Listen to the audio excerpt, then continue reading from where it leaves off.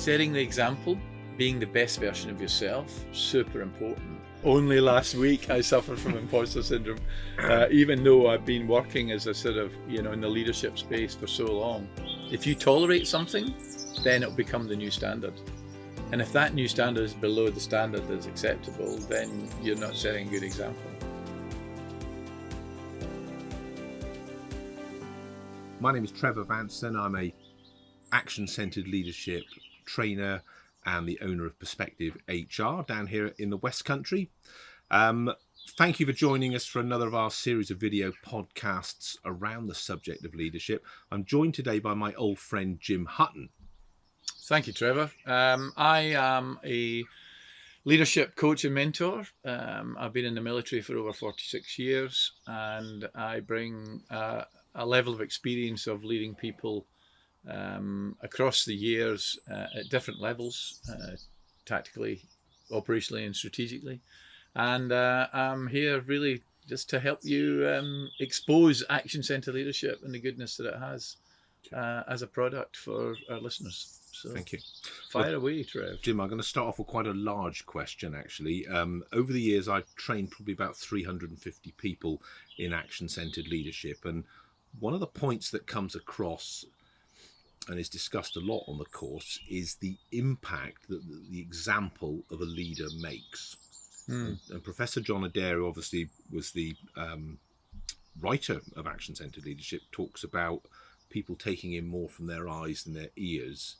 And it's interesting as we progress through the course, people start to understand that, yes, how they conduct themselves at work has a huge impact. What are your thoughts on this? Well, I think we're talking here about the leader being exemplary to both individuals and the team. And super important, particularly in my world of the military, that the leader does set the example. But it's just as important in industry and in any workplace that the person you work for demonstrates the behaviours and the characteristics and the functions of a good and effective leader, because you want to aspire towards those. So you need someone or something to aim for. And I always think back in my time in the military as a company commander. So a company commander would typically lead about 150 Marines, in my case, as Royal Marines. And each year you would get a new crop of young officers who would come out of training and join as troop commanders into the company. And the troop commanders that had been there would move on to other jobs. You could largely tell who had trained them by the characteristics of those young men, because they took the best of that leader and mimicked them, and they became mini versions of that chap. And I can remember one particular real motivated, highly motivated, highly skilled leader, captain of Royal Marines, who was running the young officer batch. Everyone knew who had been trained by him because there were many versions of him in all the best ways. And I think it's significant to note that person then went on to the highest rank that can be achieved in the Royal Marines. And many of those young officers followed him and reached that level as well. So setting the example, being the best version of yourself, super important. Because what you don't realize is that others are seeing that and copying you. So if you don't set a great example, then they will copy that too. And have you got any tips for leaders, but particularly inexperienced leaders, because it is an enormous job? You are pitched into this role, and most folks in business or industry don't have the level of training that obviously from folks from your background.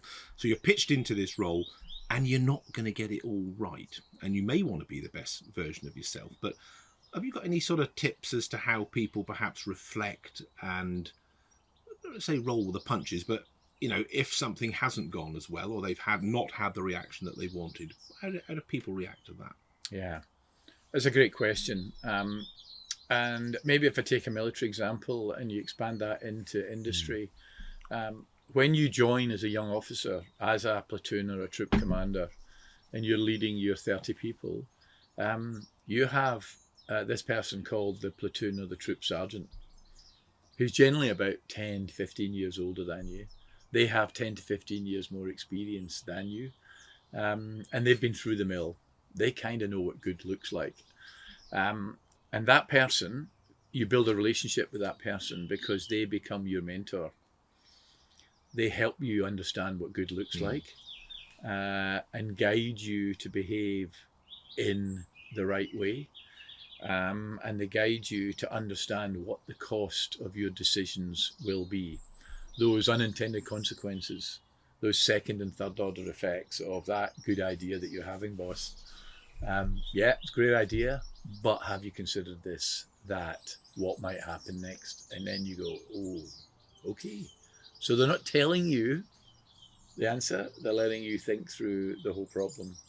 And then you make your decision based on the pros and cons, the risks that might take. But in any organization, when you join it, look for that mentor. Look for that someone who can be your trusted confidant, that you can have that conversation with, who's been around a little while, and you can trust.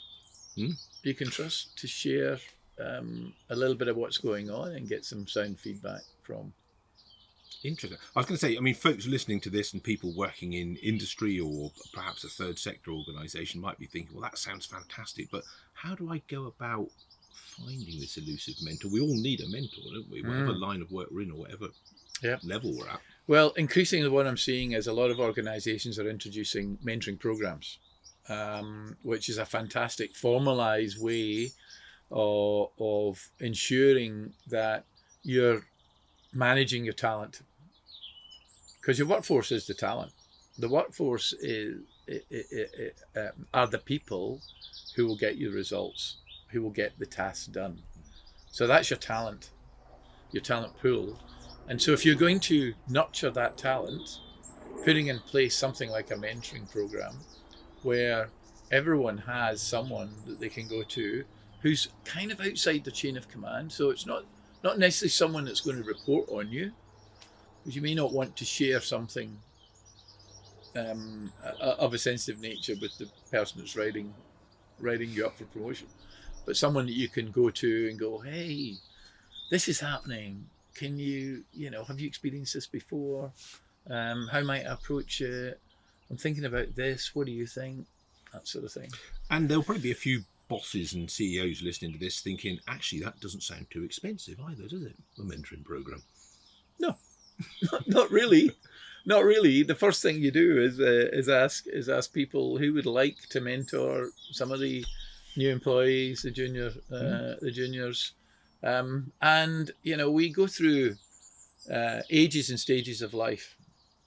And what the academic literature will tell us is that all of us as individuals, well, at some stage in our life, feel like giving back.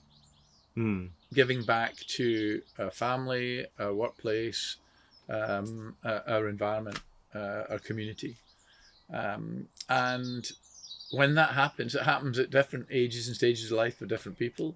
But one of the most fulfilling things is to provide that mentorship to people who are walking the path that you've been on.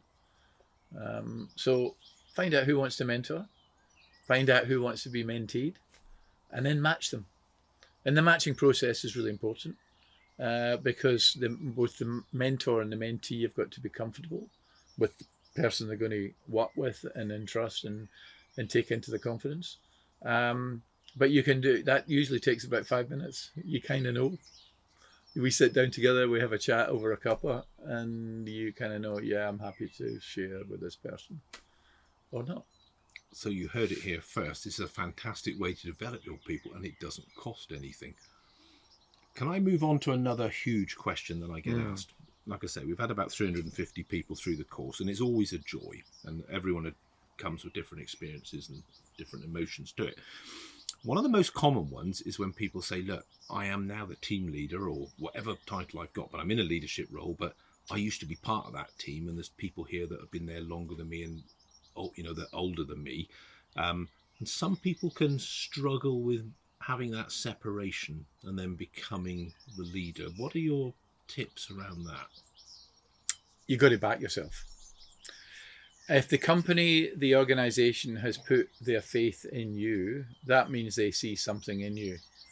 If they are saying, Joe, Julie, step up as leader, they're not doing it for any other reason than the fact that they need a leader, and you have the merit, you have the ability, the knowledge, the skills, the mastery, both social and professional mastery, to do the job.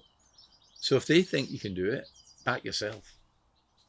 That's a really interesting point, and that chimes with a conversation we had with a delegate on our last open course in April, who was clearly a very good leader, very high integrity, but she spoke about coming into a department that was struggling and lots of issues that had just been left for the next minute leader. That of course happens, as we know.